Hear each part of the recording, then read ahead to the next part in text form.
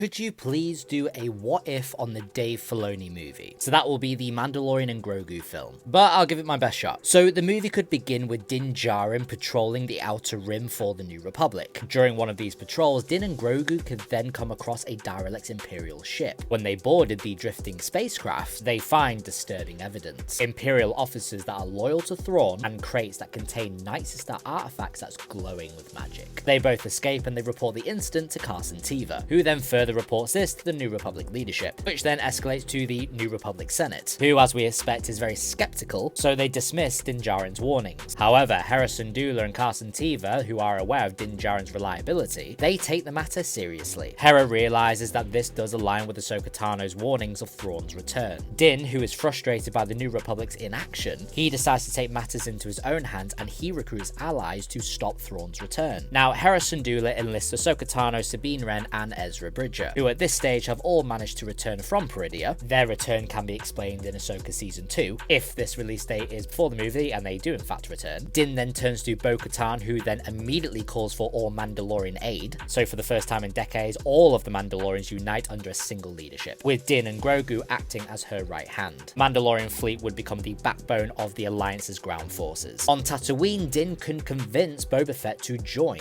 Boba, who is leveraging his reputations and connections, he rallies the naturally loyal Fennec Shand, and this is a really good opportunity to bring in some old fan favourites, such as Embo, Dengar, even Bosk. But Din Djarin could also be calling in favours with the Hutt cartel. This can introduce Rotta the Hutt, who does agree to help as part of a deal to regain any Hutt territories that were lost to Thrawn. Rotta provides additional troops and fleets, becoming a very surprisingly valuable ally, and despite the Senate's refusal, a small New Republic contingent led by Carson Teva, Chopper Wolf, and Hera Syndulla, they all join the mission unofficially. They all risk their careers to assist in the battle, bringing New Republic starfighter squadrons. So meanwhile on Dathomir, Thrawn solidifies his power. His cargo is revealed as ancient Night Sister coffins, which contains the remains of long-dead warriors and sorcerers. With the help of the Great Mothers, he revives an undead army to serve him. Thrawn's ultimate goal is to use Night Sister magic to create an unstoppable army, and reinstate the Empire as the galactic superpower. Thrawn also begins targeting key Outer Rim territories. This includes Hutt-controlled space and Mandalore, and he's doing this to effectively weaken his enemies. His undead troopers, combined with his precise tactical strikes, they leave nothing but devastation in his wake. Now the Allied forces converge on Dathomir for a climactic battle. The planet is cloaked in darkness, with Thrawn's fortress pulsating with Night Sister magic. The combined fleets of the Mandalorians, the New Republic defectors, and the Hutt cartel, they all engage Thrawn's armada. Rotta's fleet proves critical in holding the line, while Boba Fett leads a daring assault in the Slave One. Thrawn's tactical genius is on full display. He uses gravity wells and he ambushes to counter every move. Now Din, Bo-Katan, and the Mandalorians land on Dathomir to confront the undead army. The Night Sister's magic empowers the troops, making them nearly indestructible. Grogu can then use his growing force powers to shield the Mandalorians, and even disrupt the Night Sister spells, which would give the ground forces a fighting chance. Ahsoka, Sabine, and Ezra then infiltrate Thrawn's fortress. They confront the Great Mothers and they manage to counter their rituals. The confrontation is intense and emotional, with Ezra nearly sacrificing himself again, all to disrupt the Night Sister's connection to the undead. Now Din can confront Thrawn in the command center, engaging in an intense battle of wit and skill. Thrawn, ever the tactician, he outmaneuvers Din at first, but Din's resilience and resourcefulness turns the tide. As their fight intensifies, Thrawn escapes at the very last moment. Grogu, sensing the danger to his allies, he uses the Force to sever the Night Sister magic, causing their undead army to collapse. He might need some help with Ahsoka or Ezra, but this act leaves Grogu physically drained, but cements his role as a pivotal figure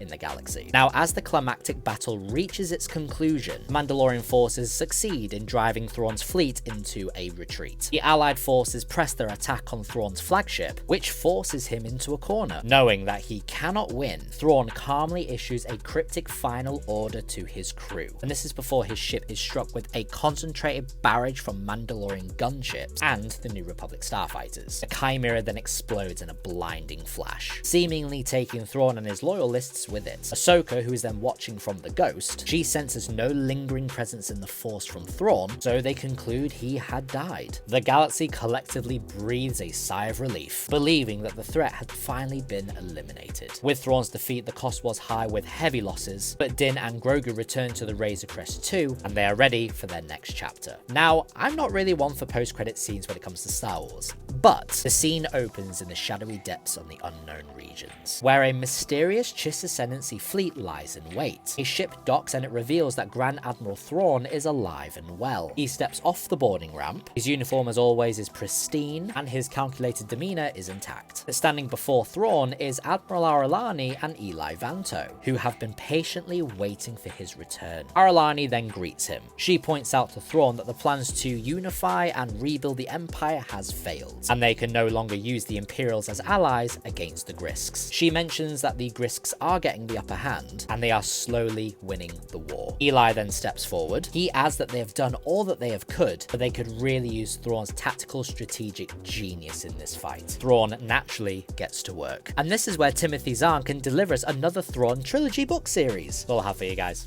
Hope it helped.